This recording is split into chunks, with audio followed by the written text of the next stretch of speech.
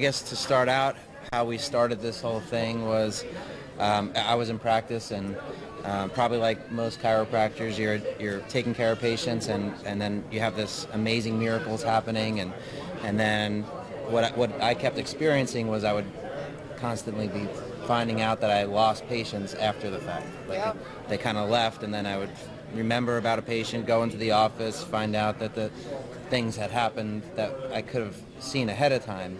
If I would have just addressed them, we would have had a chance. For example?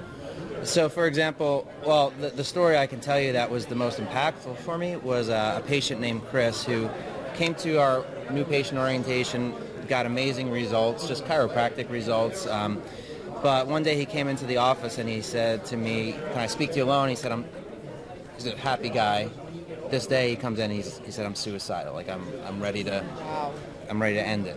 And I said, "Well, whoa, what happened? You're normally this, now you're this." So I said, "What did you change in your life?" Well, actually, the first thing I asked him is, "How are you going to do it?"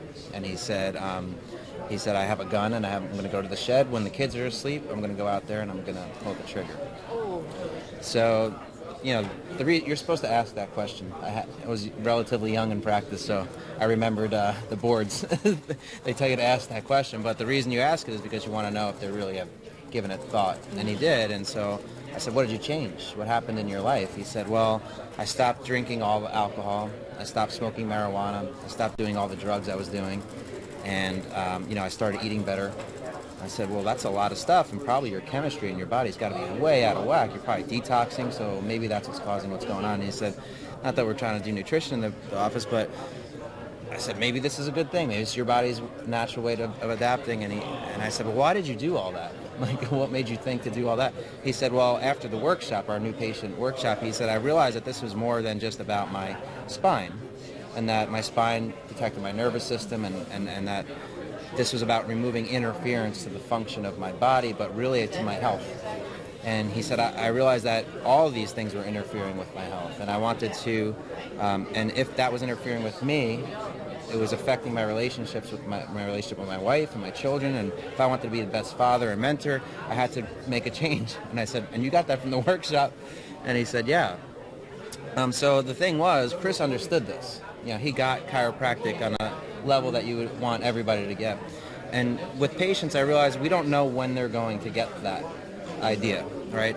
We don't know if he got it at the workshop. It could be one of their adjustments. It could be a re-exam. It could be at any point in their life cycle. It could be at an internal event you have in the office. And you never really know when they're going to get it. You never know when they're going to forget it either. Yes. Find out why, right? Yeah. So we built a system that basically is like the nervous system of a practice, where it finds the problems and it controls and coordinates the tasks that have to happen. So if your practice is a body and your team members are the organs of the body that make functions happen in your office, they have lots of tasks that are functions. Those organs need to be told what to do every minute in real time, what has to happen, and control and coordinate everybody. So other systems aren't built like that. Our system is a web-based system, so there's a centralized database, and that system finds those risks in real time to patient relationships, and it creates tasks and pushes them to the people rather than the people having to go find the things. Yeah. So it's a proactive, philosophically based system that helps you manage your practice and manage your team, and ultimately gives you the best chance at managing your patient relationships. And it includes everything, right? It includes the doctor's notes. It includes having the billing on there. It includes the scheduling. It includes the tasks that you were mentioning. Yes. It includes. It's everything. It's everything, and it's also a different concept. This what we call workflow. We call it the dream practice workflow, actually, because it actually spans everything. Like you said, there's documentation, there's compliance, there's billing, there's coding, there's patient relationships. So it spans all of that, and it's actually, it's not that it's difficult, but it's different than anything else that's been out there. It's like a patient that just learns chiropractic and has to implement that into their life. Yeah. It doesn't happen on one day.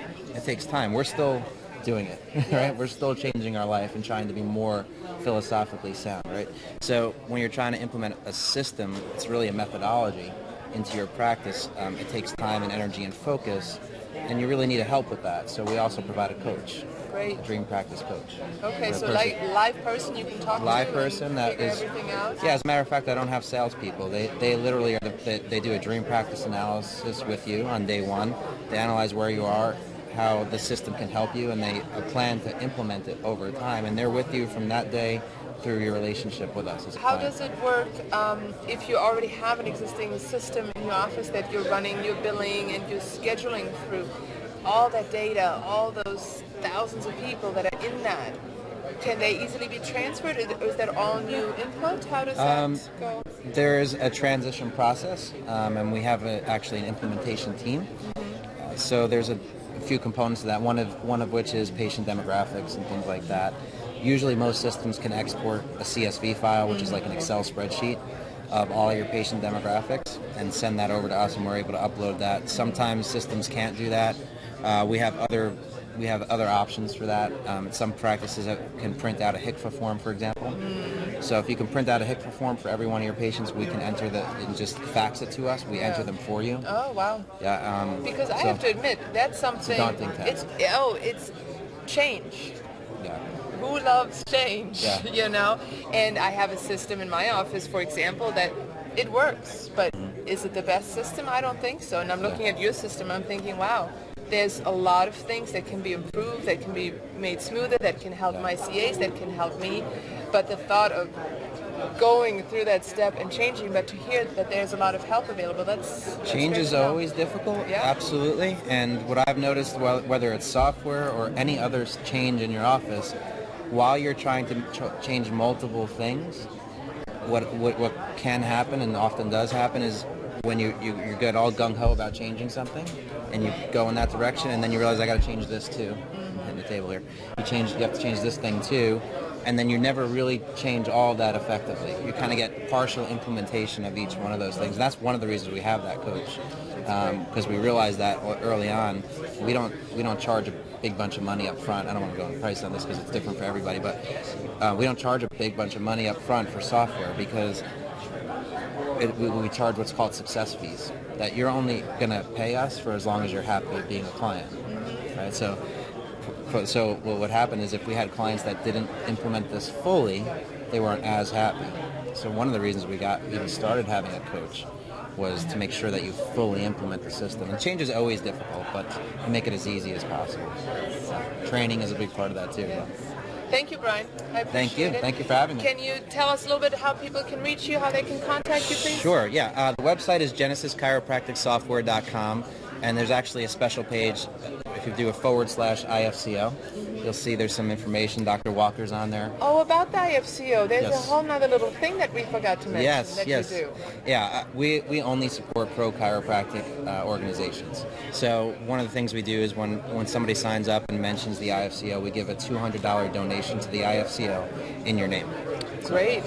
So it's a really win-win-win. It's win-win-win. Yeah, Fantastic. We're all about promoting chiropractic. Fantastic. Great. Thank you. Thank you for having me. Awesome. Thank you for being on.